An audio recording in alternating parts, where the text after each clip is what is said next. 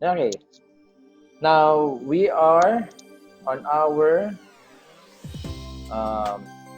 capital budgeting, managing risk. Okay.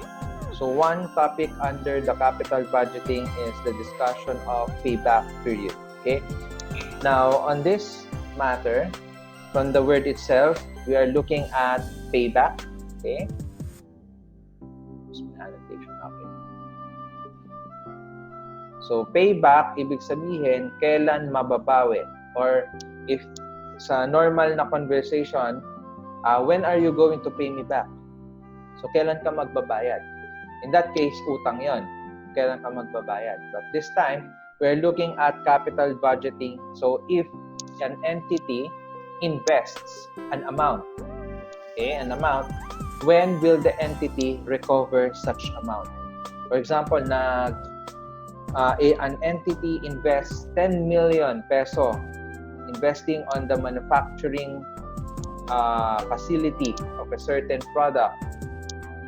Okay, how long or how short will they recover the amount of cash flow that they have exhausted? Okay, this is very important.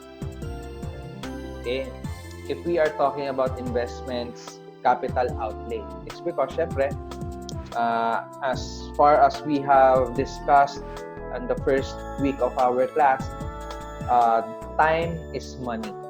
Okay, it's very important that you should be mindful of how much time would you need to recover back the investment. Okay, so when we talk about payback period, it is very simple. We are being asked how much time would it take for a certain project or a certain investment would recover from its capital outlay. Okay. Now we have two possible problems. Okay. Now our first problem is the much complex problem.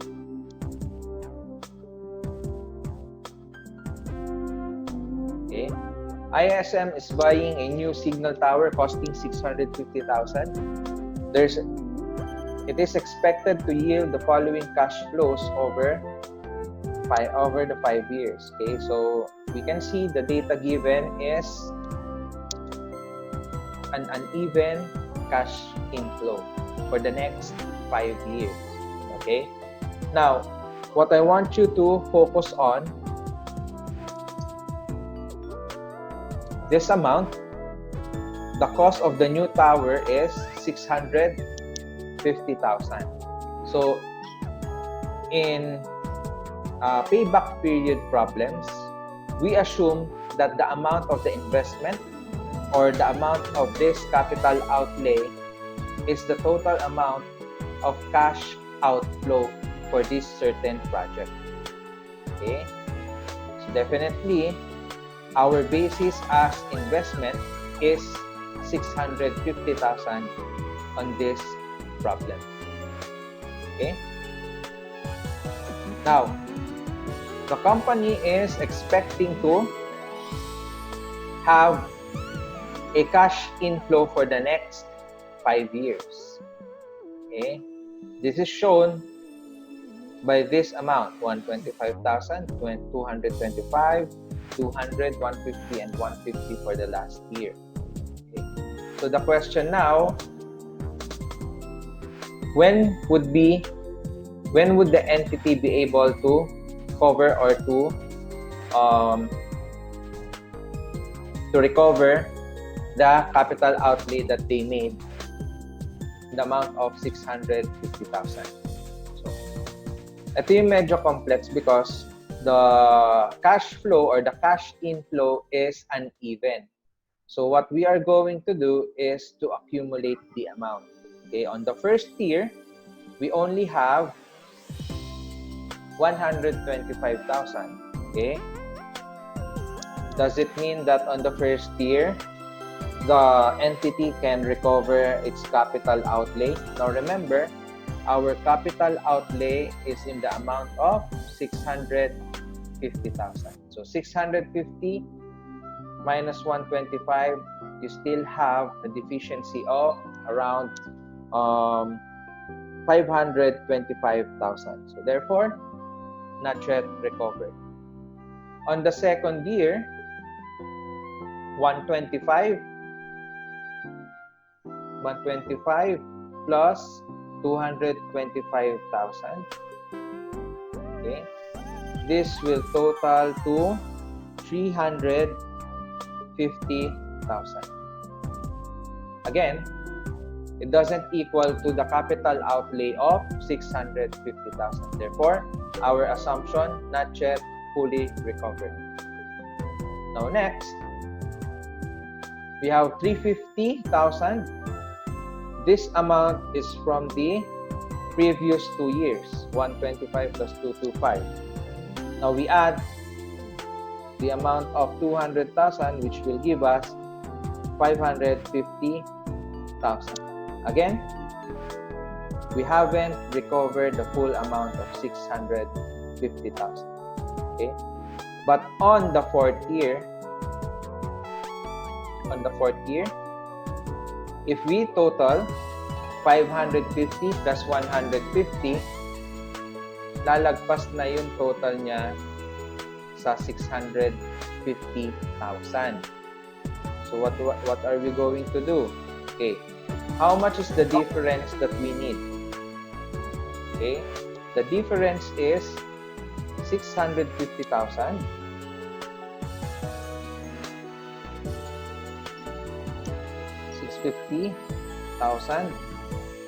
minus 550,000, which is equals to 100,000 deficiency.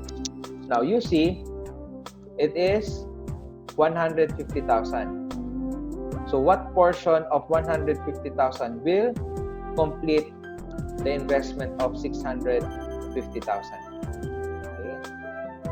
So that's 100,000. So therefore, we divide it with 150,000. The total amount of cash inflow for the year 4. And this will give us what? 0.667.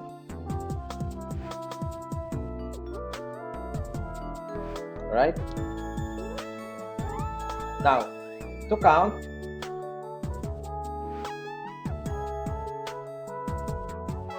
okay, on the first year, that's year 1, we did not recover all. On the second year, partially, we recovered 350,000. On the third year, we only recovered 550,000. So this will total to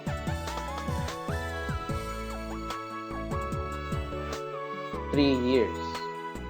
So to recover, we need 3 years. However, may butal pa tayo na 100,000. So dito na papasok yung na-compute natin, 0.667. 0.667. Our final answer, 3 years and 0.667 or 3.667 years. Or if we are going to convert it, that is 3 years and 8 months.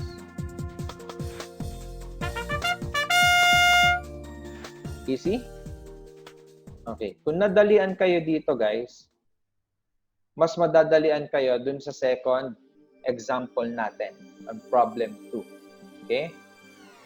Dito kasi, we have to make sure that every amount of the capital outlay or the capital outflow will be recovered. So if we are being asked, oh, how much time do we need to recover the 650,000 on this particular investment? Okay, so we need 3 years and 8 months. Okay, that is the procedure. Okay, if nasimplihan kayo dito, nako, sasabihin ko sa yan, problem 2, it is much easier. Okay, may erase details. Okay, I'll give you 15 seconds to finalize your notes, okay, before I erase all the details. And let's proceed to problem number 2. Napakasarap i-solve nito and very practical, no, when you are looking for an investment in opportunity, regardless if it is an investment or a business, small business. It's very usual that those who provide business opportunity would highlight how short their business idea could be recovered. Okay, let me erase.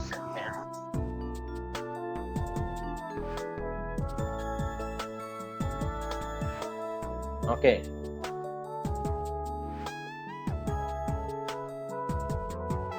Let's go to problem number 2.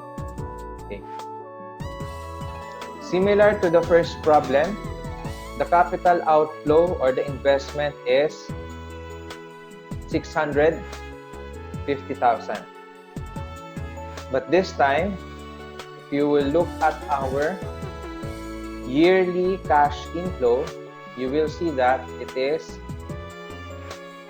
even. Pare-pareha siya for the 5 years. 150,000. Kaya sinabi kong very simple kapag even cash flow siya, it's because what you have to do is only to divide. Okay. Then easily you will get how much time is needed or what would be the payback period. So 650,000 divided by 150, answer 4.33 years. Okay? If i-convert natin yan sa mismong sa time, that would take 4 years. And what's 0.33 months? That's 4 months. 4 years and 4 months.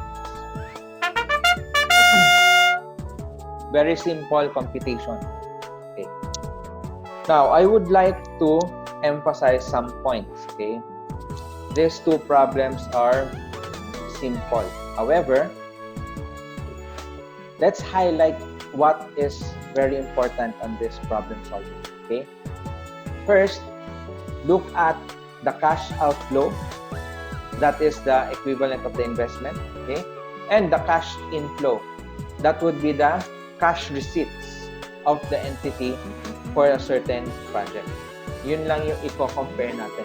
We are going to compare the cash outflow and the cash inflow. Okay? So that we could compute how much time, okay, is needed so that the entity can recover the investment they have put into a certain project. Now guys, cash outflows, okay, can be other expenses that is important, okay, for the investment to push through. So for example, nag-buy ng signal tower, then meron pang other expenses to be considered. You consider that as part of the cash outflow. Okay? Now, sa cash inflow, there might be, for example, a company would be investing on a new tower. Pero meron lang pala silang i-replace. So, merong existing tower yung entity. However, they're going to replace it with a new one. So, syempre, if we are going to dismantle the old tower, possible pa bang maibenta yon? Okay? If it is possible to be sold, then the amount being sold should be considered. Okay? For example, kung 650 yan, tapos 50,000 mabebenta yung scrap metal dun sa old tower. Then therefore, wag mo siyang isama dun sa capital inflow, ha? Although it is an inflow, pero the correct treatment should be a deduction to the investment. Dito mo siya i-deduct sa amount na to. Okay? Sa amount na yan. So, if 50,000 yung salvage value, so 650 minus 50,000, your capital outflow or the net capital outflow for a particular project or investment would only be 600,000. Okay? So with that, let's conclude our financial management discussion. Okay? Thank you guys, and please do not forget to answer problems. Okay? Wala tayong activity for this time. Medyo madali lang naman yung concept na to, pero try to look for sample problems over the internet, or if you have a book that has topics under capital or payback period. Okay? So thank you and stay safe, guys. Bye. Thank you po, Thank you, sir. sir. Alright, bye guys.